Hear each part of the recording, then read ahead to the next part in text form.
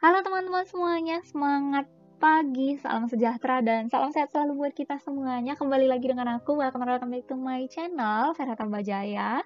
Dan di video kali ini kita akan sama-sama belajar lagi, supaya kita sama-sama paham. Kita belajar tentang hipermesis gravidarum atau mual muntah berlebih pada ibu hamil. Oke, jadi ada yang disebut dengan emesis gravidarum atau morning sickness atau mual muntah pada saat pagi hari. Nah, ini adalah mual muntah yang normal dalam kehamilan. Kemudian, mual dan muntah ini merupakan hal umum yang dialami ibu hamil dalam usia kehamilan kurang dari 16 minggu. Jadi ini wajar dan fisiologis karena pada saat kehamilan itu ada banyak hormon yang meningkat ya teman-teman. Jadi ada juga hormon yang bisa menyebabkan mual dan muntah pada saat kehamilan. Oke. Jadi kalau yang normal itu disebut dengan emesis gravidarum atau morning sickness ya teman-teman. Lanjut, nah yang normal tadi atau emesis gravidarum, nah biasanya itu mual muntahnya tanpa dehidrasi, jadi nggak ada kekurangan cairan ya teman-teman. Nah yang patologisnya adalah hipermesis gravidarum. Nah yang hipermesis gravidarum ini adalah mual muntah yang berlebihan pada ibu hamil, dia biasanya sudah sampai mengganggu aktivitas. Nah, mual muntah terjadi secara berlebihan, sering dan hebat. Kemudian disertai dengan penurunan berat badan. Penurunannya itu lebih dari 5% dari berat badan sebelum hamil. Kemudian ada juga tanda-tanda dehidrasinya seperti tekanan darahnya turun, kemudian nadinya cepat, turgor kulitnya juga menurun, wajah si ibu pucat, kemudian mata ibu juga cekung, kemudian ketika dilakukan pemeriksaan keton uriannya itu positif atau napas si ibu juga berbau aseton, kemudian keseimbangan elektrolit. Nah, hipermesis gravidarum ini diklasifikasikan menjadi 3 derajat. Nah, untuk derajat yang pertama, di mana mual muntahnya itu terjadi secara terus-menerus, kemudian si ibunya tidak mau makan, kemudian terjadi penurunan berat badan dan ada nyeri pada epigastrium. Kemudian nadinya juga meningkat hingga 100 kali per menit dan tekanan darah sistoliknya juga menurun. Mata si ibu cekung, lidahnya kering, turgor kulitnya menurun, kemudian di sini urinnya masih normal kalau dia masih pada derajat 1 ya teman-teman. Kemudian untuk derajat 2, gejalanya lebih berat. Semua yang dimakan atau diminum itu biasanya dimuntahkan kembali. Kemudian si ibu juga rasanya haus. Kemudian subfebris, biasanya dia ini sekitar 37 derajat Celcius. Kemudian nadi si ibunya itu meningkat 100 sampai dengan 140 kali per menit. Tekanan darah sistoliknya kurang dari 80 mm raksa. Kemudian si ibunya juga apatis, kulitnya pucat, lidahnya kotor, kemudian kadang ikterus juga. Napasnya berbau aseton atau asetonurinya positif, bilirubinnya positif, dan BB-nya turun cepat. Kemudian untuk derajat yang ketiga, ini adalah sudah gangguan kesadaran sampai mengganggu ya teman-teman, gangguan kesadaran atau delirium atau sampai koma. Kemudian si ibunya mual muntahnya ini sudah berkurang atau bisa jadi berhenti juga, tapi terusnya positif. Kemudian si ibunya juga sianosis, nigtakmus, gangguan jantung, bilirubin urinnya positif, kemudian berat badannya juga turun cepat. Kemudian untuk asuhan kebidanan, untuk tindakan awal yang kita lakukan adalah kita stabilisasi dulu keadaan umum ibunya. Yang pertama kita nilai ABC, airway, breathing, circulation. Nah, airway ini kita bebaskan jalan napas, kemudian breathing kita nilai pernapasan, dan circulation kita perbaiki sirkulasinya. Nah, untuk tentang ABC ini nanti kita bahas lebih lengkapnya lagi di materi tentang penanganan kegawat daruratan ya teman-teman. Di sini hanya sekilas aja.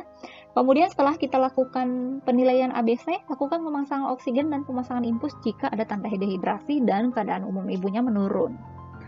Kemudian untuk tata laksana umumnya, jika berada di BPM, kita lakukan rujukan segera. Jika di rumah sakit, kita lakukan kolaborasi dengan dokter SPOG. Nah, jadi kita sesuai dengan ranahnya kita ya teman-teman. Jadi kita lakukan juga komunikasi, informasi, education, anjurkan si ibu untuk pirah baring, kemudian istirahat yang cukup dan hindari kelelahan. Kita ajari juga cara untuk mengurangi mual muntahnya, makan sedikit tapi sering, kemudian menghindari makanan yang berlemak dan berbumbu merangsang atau menyengat. Kemudian menghindari berdiri secara tiba-tiba, anjurkan si ibu jika duduk secara tegak gitu ya teman-teman. Kemudian boleh makan biskuit, minum teh herbal gitu. Nah, kemarin kita sudah pernah bahas kalau cara untuk menangani mual muntah ini ya teman-teman. Boleh dilihat lagi materinya di flashback ke belakang ya teman-teman, di perubahan fisiologis dalam kehamilan. Nah, di sini aku punya satu kasus aja tapi bisa untuk 4 soal atau 4 pertanyaan ya teman-teman. Oke, nah ini dia kasusnya. Oke, kita baca pertanyaan yang nomor 1. Apakah tindakan awal yang sesuai untuk Nyonya E? Nah, kita baca di kasusnya, ibu mengeluh mual muntah terus-menerus, tidak nafsu makan, dan nyeri epigastrium, terlambat haid 2 bulan. Jadi ini terlambat haid udah 2 bulan, dia PP testnya udah positif ya teman-teman, jadi dia memang udah hamil. Kemudian hasil pemeriksaan tekanan darahnya rendah ya, 90/60 mm heraksa, heart rate-nya udah mulai naik 98 kali per menit, kemudian pernapasannya masih normal 18 kali, dan temnya sudah naik 38 derajat Celcius. Kemudian nafasnya tercium bau aseton. Oke, tindakan awal.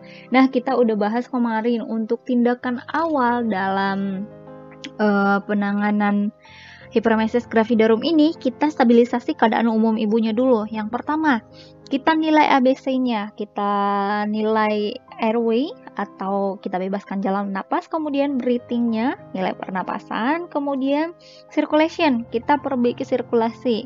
Kemudian setelah itu kita pasang infus jika ada tanda-tanda KU-nya mulai menurun. Nah, kita lihat di sini sudah mengarah ke hiperemesis ya teman-teman. Nah, ini napasnya udah tercium bau aseton, kemudian tekanan darahnya juga rendah, dan ini tekanan darah diastoliknya udah dikurang dari 80 mm heraksa, kemudian heart rate-nya juga udah mulai naik, udah hampir di atas 100 ya, ini sudah 98 kali per menit, ibunya juga sudah demam. Kemudian kita lihat opsinya, memberikan cairan per oral udah nggak memungkinkan lagi ya, obat anti mual nggak lagi, vitamin 6 nggak lagi, melakukan rujukan. Sebelum kita melakukan rujukan, kita harus melakukan tindakan awal terlebih dahulu. Jadi ini di BPM, kita bakalan merujuk pasien ini ke rumah sakit, tapi sebelum kita merujuk, kita stabilisasi keadaan umumnya dulu dengan cara melakukan pemasangan infus. Jadi jawaban yang tepat adalah yang E, melakukan pemasangan infus. Oke, next. Untuk yang kedua, apakah diagnosa yang tepat pada kasus Nyonya E? Nah, kita lihat opsinya. Tadi keluhan-keluhannya sudah kita baca. Kemudian mah kronis, enggak ya teman-teman. Nausea dan vomitus ini adalah istilah untuk mual muntah ya teman-teman. Kemudian morning sickness, hiperemesis gravidarum ini adalah istilah untuk mual muntah yang masih dalam keadaan normal ya teman-teman, mual muntah di pagi hari. Dan emesis gravidarum ini sama ya teman-teman, hal yang umum terjadi pada ibu hamil ketika hamil kurang dari 16 minggu. Kemudian hiperemesis gravidarum ini adalah mual muntah yang berlebihan pada ibu hamil dengan pemeriksaan yang tercium bau aseton juga ya teman-teman.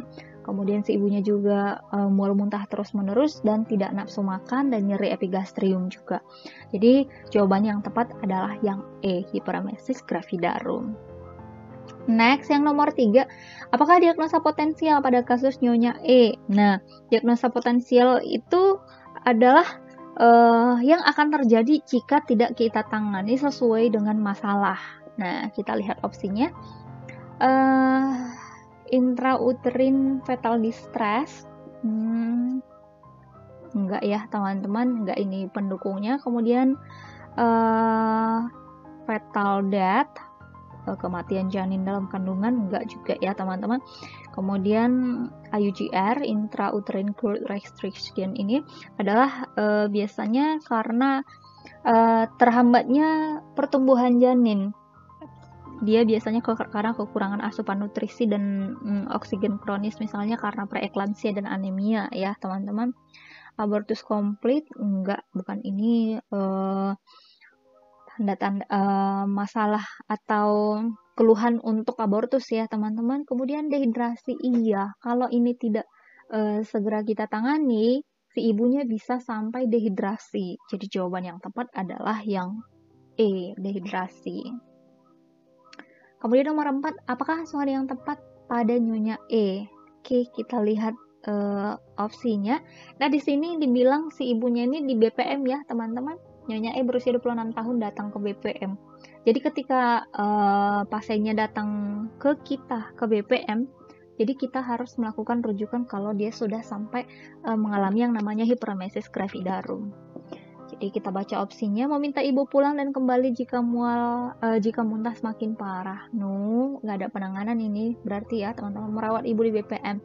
Kita di BPM hanya melakukan tindakan awal aja, kita stabilisasi keadaan umum dan kita nilai ABC, kita lakukan pemasangan infus sebelum kita melakukan rujukan. Kemudian C, merujuk ke rumah sakit, boleh kita skip dulu. Menganjurkan ibu makan sedikit tapi sering. Nah, ini KIE-nya ya teman-teman, ini memang sudah harus kita lakukan juga ya. Kemudian menganjurkan ibu menghindari makanan berlemak. Iya, ini sama yang D sama E ini untuk mengurangi atau menghindari mual dan muntah. Tapi ini komunikasi, informasi dan education-nya. Tapi asuhan yang tepatnya adalah kita melakukan rujukan ke rumah sakit karena ini adalah di BPM. Nah, ketika kita menangani satu kasus, kita harus melihat di mana lokasi, apakah dia di puskesmas, di rumah sakit, di BPM gitu. Jadi dari lokasi kita bisa mengambil tindakan yang sesuai dengan ranahnya kita. Kalau dia sudah di rumah sakit, kita bisa melakukan kolaborasi dengan dokter SPOG. Tapi ketika masih dia di BPM, di klinik, kita harus merujuk si ibu. Tapi jangan lupa dilakukan tindakan awal. Kita lakukan stabilisasi KU ibu dulu. Kita nilai ABC dan melakukan pemasangan infus. Jadi jawaban yang benar sesuai dengan opsi yang tersedia adalah yang C, merujuk ibu ke rumah sakit. Oke, segitu dulu ya teman-teman. Semoga sudah semakin paham. Kalau mungkin masih ada pertanyaan, boleh ditinggalkan pertanyaan di kolom komentar. Nanti bakal aku balas dan kita bahas sama-sama ya teman-teman. Kalau like, silahkan di like dan boleh di-share ke sosial media teman-teman punya. Dan jangan lupa ditekan tombol subscribe-nya supaya ketika aku upload video terbaru, teman-teman gak akan ketinggalan video terbaru dari channel aku. Dan buat teman-teman yang penasaran video apa yang bakalan aku bahas ke depannya, teman-teman juga nggak akan ketinggalan. Oke, tetap semangat belajarnya buat yang persiapan untuk UKOM, persiapan untuk SKB. Semangat terus buat kita belajarnya. Salam sukses selalu, salam sehat, dan see you on my next video. Bye-bye.